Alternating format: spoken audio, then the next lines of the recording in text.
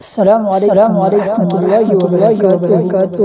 ہر کام میں آسانی، کسی بھی پریشانی مشکل سے نجات کے لیے ہر نماز کے بعد اول آخر شریف اور ایک بار فاتحہ سورہ اخلاص پڑھ کر مسلمانوں کے بخش ہر کام میں آسانی ہوگی انشاءاللہ۔